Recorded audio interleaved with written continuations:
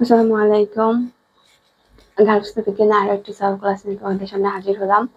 তো আজকে আমরা আলোচনা করব বাংলাদেশের ঐতিহ্যবাহী বস্ত্র এর প্রথম বছরের 11তম চ্যাপ্টার। তো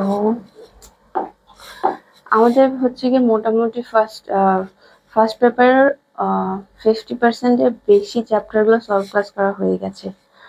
আর এই সবগুলোর মোটামুটি সবগুলো ভিডিও ইউটিউবে পাবা তোমরা। তো যদি কারো প্রবলেম হয় কিংবা কোনো চ্যাপ্টার নিয়ে এমসিকিউ নিয়ে একটু বিস্তারিত আলোচনা যদি কারো প্রয়োজন মনে হয়, দেখার দরকার হয়, তো আমাদের মানবিজ্ঞানের ইউটিউব পেজ তোমরা ভিজিট করতে পারো আর কি। ওখানে আমাদের গার্হস্থ্য বিজ্ঞানের প্রথম পত্রের অ্যাটলিস্ট লাস্টের 2-3টা বাদ দিয়ে মোটামুটি সবগুলোরই প্রায় অনেকগুলোরই একটা করে সলভ ক্লাস দেওয়া আছে আর কি।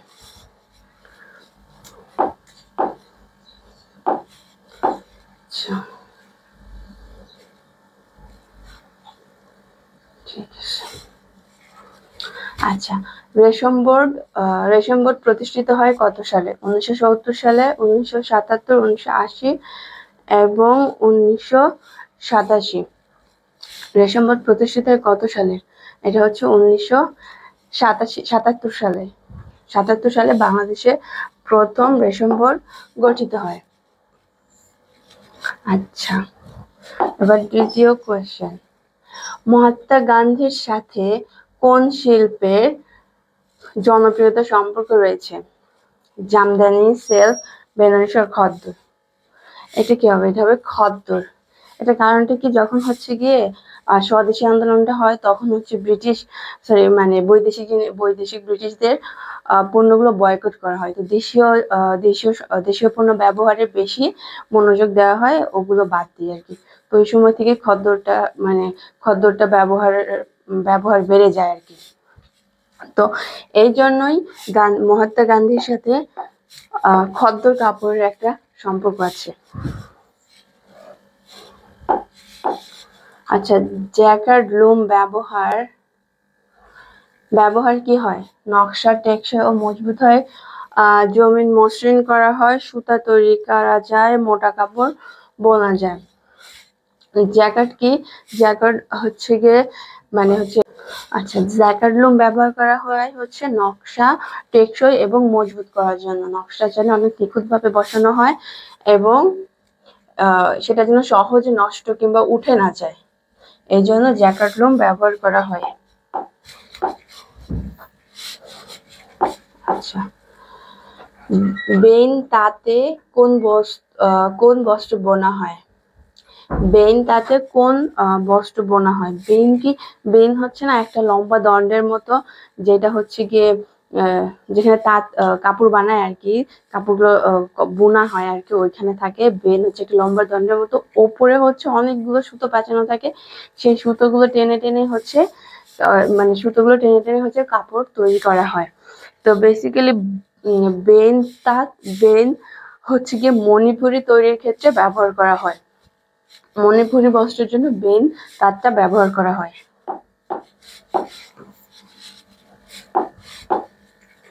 আচ্ছা, কোন কাপড়টি তুলনামূলকভাবে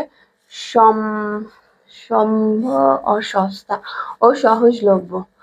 কোনটি? রাজশাহী সিল্ক, জামদানি, বেনারসি।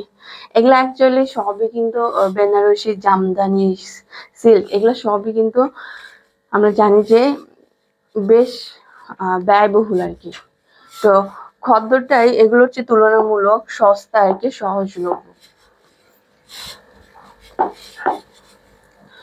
আচ্ছা, কোকুন থেকে আঠা জাতীয় সেরিসিন দূর করা হয় কিভাবে? মেডিসিন দিয়ে। আচ্ছা, এটা হচ্ছে কেমনে করা হয়? গরম পানিতে সিদ্ধ করা হয়। গরম পানি সিদ্ধ করে এই হচ্ছে আঠা জাতীয় যে সেরিসিনটা থাকে, গরম পানিতে সিদ্ধ করে এই আঠা জাতীয় সেরিসিনটা দূর করা হয়, ঠান্ডা পানিতে সিদ্ধ করে আর কি। ঠান্ডা পানি।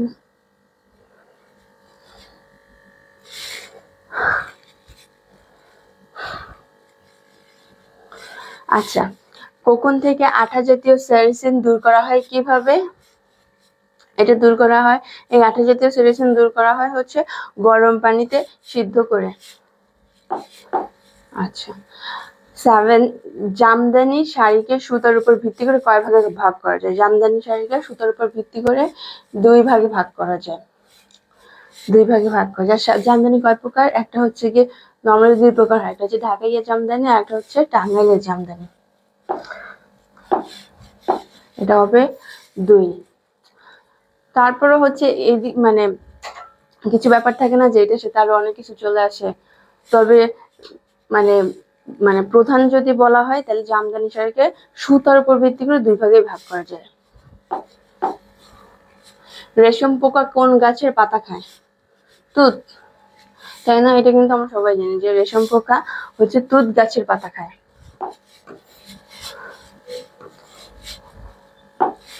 আচ্ছা দি প্রতিষ্ঠিত খাদি অ্যান্ড কটেজ ইন্ডাস্ট্রি প্রতিষ্ঠিত হয় কত সালে? 1950, 1951, 1952 আর 1953।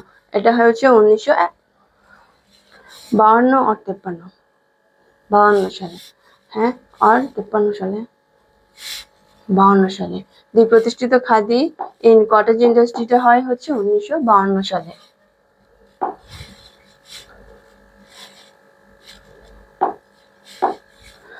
পূর্বে জামদানি বস্ত্র তৈরিতে কোন সুতা ব্যবহার করা হতো?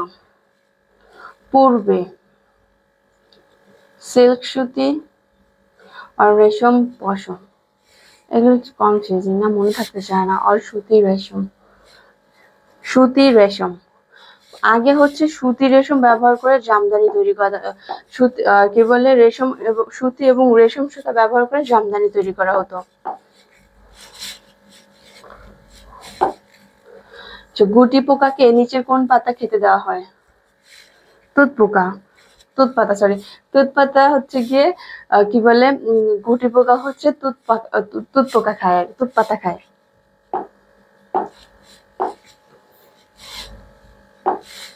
তাহলে গুটি পোকা নিচের কোন পাতা খেতে থাকে? তুত পাতা খেতে থাকে। কোন কাপড় তৈরি করে বিদেশি কাপড় বর্জনে সফল হয়েছিল? এটা খদ্দর, যে বললাম যে হচ্ছে তোমার স্বদেশি হচ্ছে আন্দোলনটা যখন হয় ঠিক ওই সময় ব্রিটিশ পণ্য ব্যবহার করা বাদ দিয়ে দেশীয় পণ্য ব্যবহার করা শুরু করলো আর কি। রেশম গুটি চাষ করা হয় কোন জেলায়? রাজশাহীতে, তাই না? রেশম গুটি হচ্ছে রাজশাহীতে চাষ করা হয়।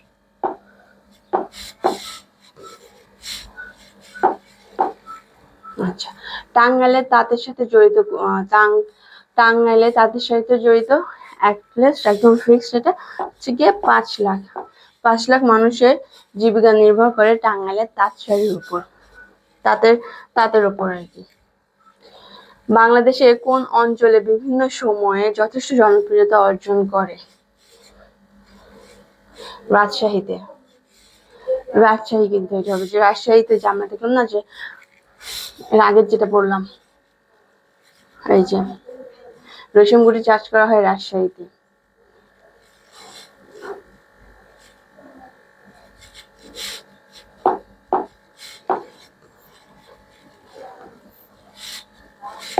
আচ্ছা বাংলাদেশের রেশম কারা ইংল্যান্ড ও অন্যান্য দেশে রপ্তানি করতো? অবশ্যই ইংরেজ ব্যবসায়ীগণ। তখন ইংরেজরাই আমাদের কি বলে ভারতবর্ষে এসেছিল, এসে এদেশ থেকে যা পারে মুষ্টা থেকে শুরু করে নীল থেকে শুরু করে সবই তো নিয়ে গেছে। তো ইংরেজ ব্যবসায়ীগণ বাংলাদেশের রেশম ইংল্যান্ড এবং অন্যান্য দেশে রপ্তানি করত।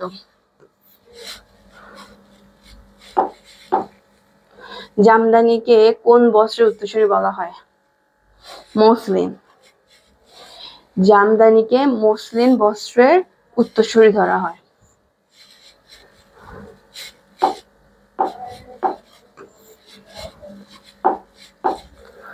কারো কারো মতে কোন শাসনামলে ইরান থেকে কার্পেটের নকশাগুলো বাংলায় এসে জামদানিতে স্থান করে?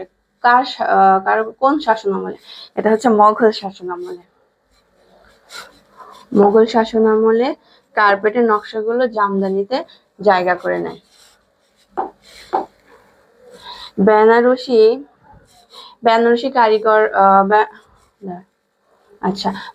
কারিগররা বাংলাদেশের কোন কোন অঞ্চলে সর্বপ্রথম বেনারসি বস্ত্র বুনতে শুরু করে? এটা কোথায়? ঢাকা জেলার মিরপুরে, যে বেনারসি পুরুলিয়া আছে, এই জন্যই তো এখানে এত বড় হচ্ছে গিয়ে শাড়ির পাওয়া যায়, শাড়ির মার্কেট আর কি। ঢাকা জেলার মিরপুরে, মানে এখানে বেনারসি প্রথম বেনারসি বস্ত্র বুনন শুরু হয় মিরপুরে, ঢাকা জেলার মিরপুরে। খদ্দর কাপড় তৈরিতে কোন তুলা ব্যবহার করা হয়? কার্পাস তুলা ও রেশম তুলা। খদ্দর তৈরিতে বেসিক্যালি আমরা কার্পাস তুলা ব্যবহার করে থাকে হচ্ছে গিয়ে কাপড় বুননের জন্য।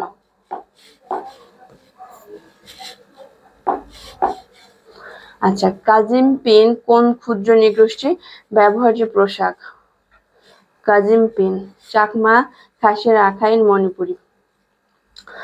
কাজিম পিন কোন ক্ষুদ্র নৃগোষ্ঠীর ব্যবহার্য পোশাক? অনেক আসলে হচ্ছে গিয়ে এক একটা নৃগোষ্ঠীর পোশাকের কিন্তু এক এক রকমের নাম থাকে, তো ওদের হচ্ছে গিয়ে পোশাকের অনেক ভ্যারাইটিও থাকে, তো সেই জায়গা থেকে তো নামটাও আলাদা হয়ে থাকে। সেটা কি, কাজিম পিন হচ্ছে খাসিয়া ক্ষুদ্র নৃগোষ্ঠীর ব্যবহার্য পোশাক।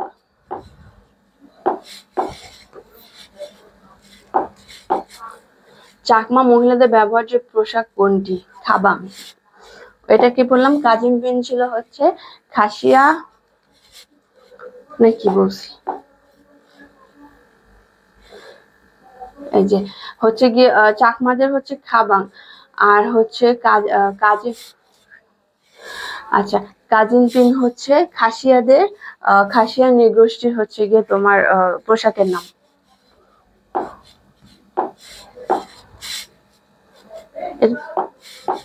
তো হচ্ছে এটা খাবাং। বাংলাদেশের নৃতাত্ত্বিক জনগোষ্ঠী কোথায় বাস করে? ময়মনসিংহে। বাংলাদেশের নৃতাত্ত্বিক গোষ্ঠী ময়মনসিংহে বসবাস করে। আচ্ছা, কাদের পোশাক সবচেয়ে বেশি সাদাসিধে ধরনের হয়? চাকমা, মণিপুরি, রাখাইন, না সাঁওতাল। সাঁওতালের পোশাক সবচেয়ে বেশি সাদাসিধে, যদি বলি আমরা সবচেয়ে বেশি সাদাসিধে বা মানে খুবই সাধারণ টাইপের হয় আর কি। মণিপুরী সম্প্রদায় কোন রাজ্যের লোক? অবশ্য মণিপুরী সম্প্রদায়,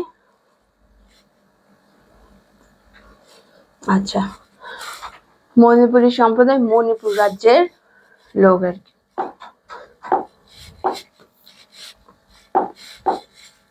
আচ্ছা, নৃতাত্ত্বিক বিচারে রাখাইন কোন অঞ্চলের অধিবাসী? নৃতাত্ত্বিক বিচারে রাখাইনরা হচ্ছে আরাকান, তারপরে মণিপুরীরা হচ্ছে মণিপুরি রাজ্য, তো এই জিনিসগুলো মনে রাখতে হবে, হচ্ছে আরাকান। চাকমা মেয়েদের পৌরোহিত মারে বোনা কালো রঙের স্কার্ট বা মাগরা কি নামে পরিচিত? কাজিম নামে। আচ্ছা, আমরা হচ্ছে গিয়ে এটা চাকমা, সাঁওতাল, তারপর হচ্ছে যে কাজিম পিন যে দেখলাম ওইটা কাদের ছিল? কাজিম পিন ছিল হচ্ছে খাসিয়াদের আর কি। আর হচ্ছে চাকমা মেয়েদের পরিহিত ড্রেসের নাম হচ্ছে পিনধান। পিনধান। চাকমা মেয়েদের পরিহিত কালো রঙের যে ওরা ড্রেসটা পরে হচ্ছে স্কার্ট বা মাগরা, সেটার নাম হচ্ছে পিনধান।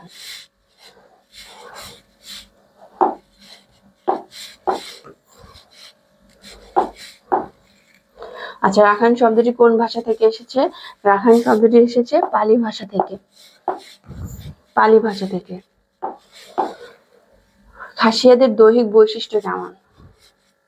এখানে কি এগুলো আসলে কেমন? এটা নাক চাপটা এবং রং ফর্সা, মানে 1 ও 3।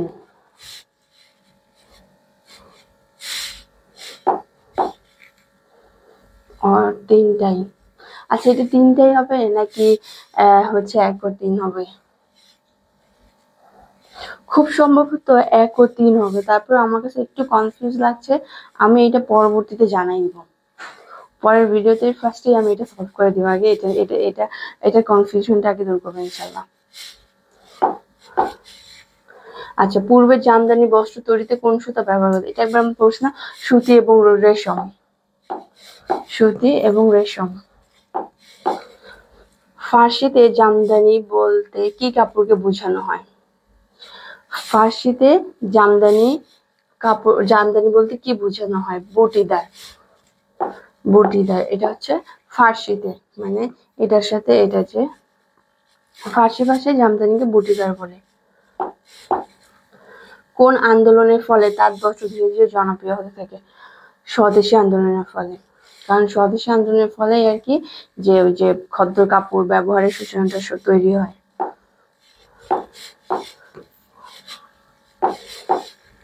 রেশম সুতার উৎপত্তি কোনটি থেকে? গুটি পোকা থেকে। গুটি পোকা থেকে ওরা কি খায়? ওরা তুত, যেমন এখান থেকে তিনটা হয়। রেশম সুতার উৎপত্তি কি কোনটি থেকে? গুটি পোকা থেকে। গুটি পোকা কি খায়? তুত পাতা খায়। আর রেশম পোকার হচ্ছে কি উৎপত্তি তোমার হচ্ছে যে কোন অঞ্চলের হয় উৎপত্তি? রাজশাহীতে। তিনটা, এটা একটা দিয়ে তিনটা মনে রাখা যায় আর কি।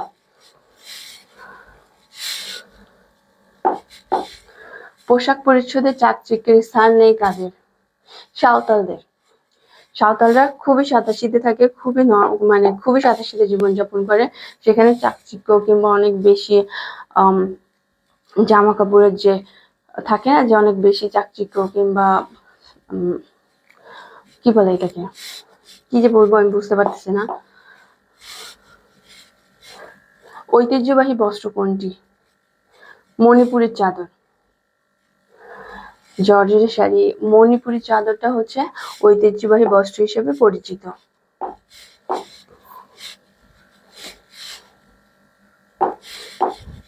জামদানি শব্দটা কোন শব্দ থেকে এসেছে? ফরাসি। ফরাসি শব্দ থেকে জামদানি শব্দটি এসেছে। মণিপুর সম্প্রদায়ের কত ভাগ মহিলা তাঁত শিল্পের সাথে জড়িত? 90%। ওরা প্রায় 90% মানুষ তাঁত শিল্পের সাথে জড়িত। তো এই তো আজকে মোটামুটি অনেক চ্যাপ্টারটা বেশ বড় এবং অনেক ছোট ছোট কোয়েশ্চেন আছে।